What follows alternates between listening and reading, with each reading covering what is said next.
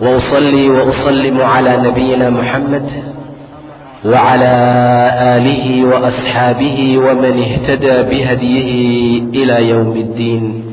إلهي سبحانه وتعالى maalinta qiyaamaha wuxuu ku tilmaamay ama uu uga digay dadka markaasuu yidhi yaa ayuha annaasu ittaquu rabbakum wardadow ilaahiina ka cabsada. waayo maalinta qiyaama ahwaasheeda iyo dhibaatada jirta waxa looga fagtoo lagu badbaado ayaa cabsida ilaahay ah subxaanahu wa tacaala. idan dadow ilaahiina ka cabsada. adduunku saan ma noqon doono, wax badana isbedelaayo. ina zalzalata asaacati shay-un cadiim. saacadda qiyaamo gedgadoonkeeda iyo ruxashada ay wadato waa shay cadiim ah buu dhahay ilaah subxaanahu wa tacaala. yowma tarawnahaa, waa maalin buu yidhi ilaah subxaanahu wa tacaala aad arkayso tadhalu kullu murdicatin camaa ardacat, inay hilmaamayso naag walba oo wax nuujinaysay wixii ay nuujinaysay buu dhahay ilaah subxaanahu wa tacaala. howlkaa iyo dhibaatada jira darteed naag walba oo ilma jilbaha u saarnaa oo nuujinaysay way hilmaamaysaa buu dhahay ilaah subxaanahu wa tacaala. watadacu kullu daati xamlin xamlahaa, naag walboo uurka wax ku waday waa dhigaysaa buu yidhi ilaah subxaanahu wa tacaala. howlka iyo dhibaatada iyo mashaqada jira darteed bannaankay u soo bixinaysaa. watara annaasa sukaaraa, dadkii waxaad arkaysaa inay sarqaan yihiin oo dad wareersan oo kale ay yihiin. wamaa hum bisukaaraa, ma wareersana, laakiin wixii sidaa ka dhigay wuxuu yahay walaakina cadaab allahi shadiid. cadaabka ilaahay oo maalintaa jira ayaa mid shadiid ah oo adag markaa ah. qiyaamahaas ayaa qof kastoo annaga naga mida sugaaya. ilaah subxaanahu wa tacaala hortiisaa la tegi doonaa. qof walbaa wixii uu sameeyaa laga xisaabi doonaa. qof walbaa wuxuu abaalmar u helu ilaah siin doonaa. dadkaa laba u kala qaybsami doona, fariiqun fi ljanna wa fariiqun fi saciir. intaanan u gudagelin howlkaa qiyaamaha iyo mashaqadaa iyo dhibaatadaa jirtaa, wax yar waxaan ka hormarinaynaa geerida iyo arrimaha ku tacalluqa iyo sida ilaah subxaanahu wa tacaala uu ugu talagalay ruux walba inuu u xayaato baxo. ilaahay kitaabkiisa munasalka waxa uu ku yidhi kullu nafsin daa'iqatu lmowt, naf kastaa geeri ayay dhadhaminaysaa buu dhahay ilaah subxaanahu wa tacaala. naf walboo xayaato la geliyey ayuu ilaahay xayaatada ka bixinaa subxaanahu wa tacaala. wa fii yowm min alayaam kullu nafsin daa'iqatu lmowt wainamaa tuwafawna ujuurakum yowma alqiyaama. waxa hadda aad qabanaysaan oo camalo ah ajiryaalkiisana maalinta qiyaamahaan idiin oofinaynaa buu yidhi ilaah subxaanahu wa tacaala. kullu nafsin daa'iqatu lmowt wainamaa tuwafawna ujuurakum yowma alqiyaama. faman zuxzixa cani innaar waudkhila aljannata faqad faaz. qof walba oo cadaabka laga durjiyo oo naarta laga dhaqaajiyo oo jannada la geliyo ayaa liibaanay buu dhahay ilaah subxaanahu wa tacaala. liibaanta xaqiiqdaa waxaa gaaray qofkii inta ilaahay cadaab ka durjiyo janno uu markaa geliyo. faqad faaz wama alxayaatu addunyaa ilaa mataacu lguruur. noloshaan adduunkii aad ku sugan tihiinna ma ahan buu dhahay ilaah ilaa raaxo yar oo kada ah oo dadka sirtaa maahana wax kale. haddaba qof walbaa waa dhimana, wuxuu ka tegaa nolosha adduunka, wuxuu aadaa nolosha aakhiro. qof walbaa ilaahay xayaatada ayuu ka bixinaa markii ajashiisa la gaaro. oo ilaahay wuxuu yidhi ummad kastaa ajal ayay leedahay.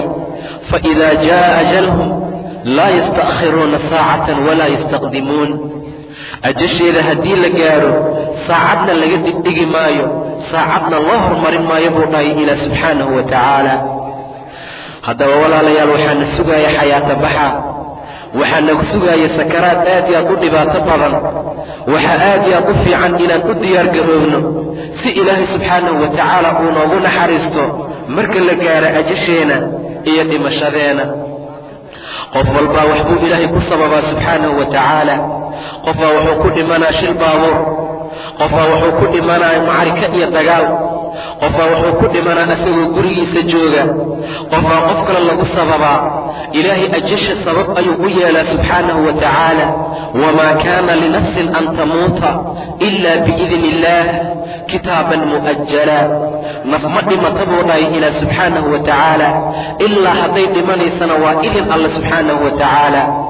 kitaab ayay ku dhimanaysaa mu'ajal ah oo loo madaleeyey. haddaba xayaatabaxaa dhibaato aad aad u xanuun badan ayuu leeyahay, sakaraad dhibaato badan ayuu wataa, oo ilaahay uu yidhi wajaa'at sakratu lmawti bilxaq. waxaa yimid sakaraadkii maydka oo xaq ah buu dhahay ilaah subxaanahu wa tacaala. dalika maa kunta minhu taxiid. waxaad ka lexleexan jirtay oo aad ka fakan jirtay ayaa kan ah ayaa loo dhahayaa qofkii.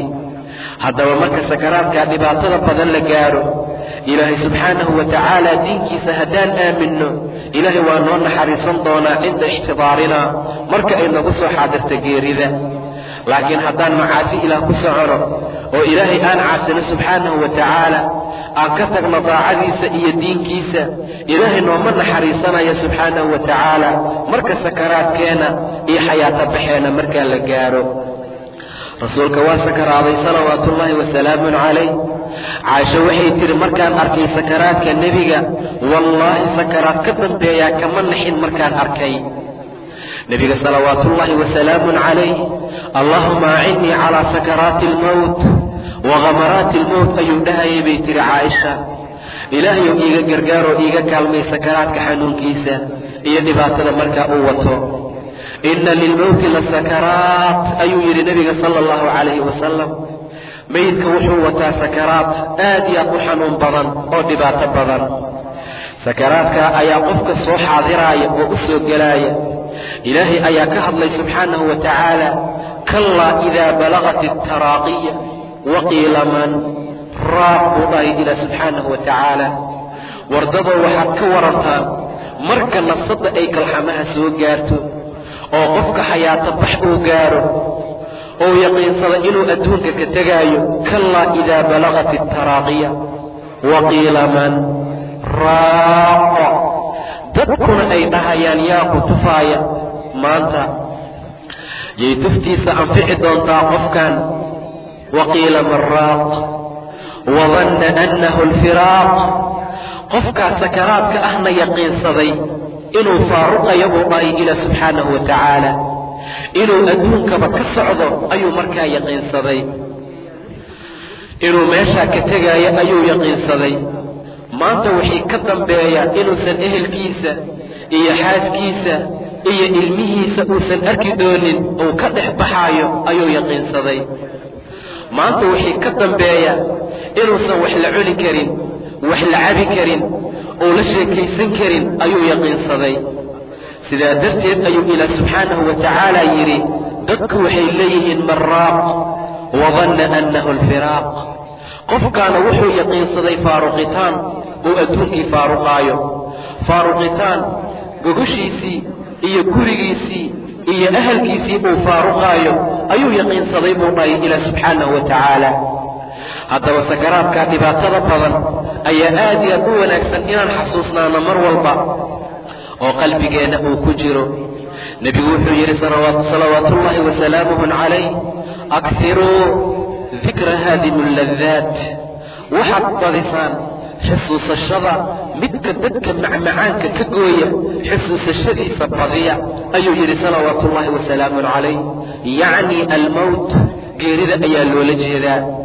macmacaanka ayuu dadka ka gooyaa, wuxuu dadka ka bixiyaa guryahoodii ehelkooda, wuxuu geeyaa luxdi iyo god iyo qabri ciriiri ah oo mugdi ah, onus iyo wehelna aan uga horaynin ayuu dadka geeyaa. sidaa darteed ayaa dadka muslimiinta ah waxay ku jiraan qaflo iyo halmaan, waxaana u soo dhowaatay wakhtigii loogu talagalay inay adduunka faaruqaan.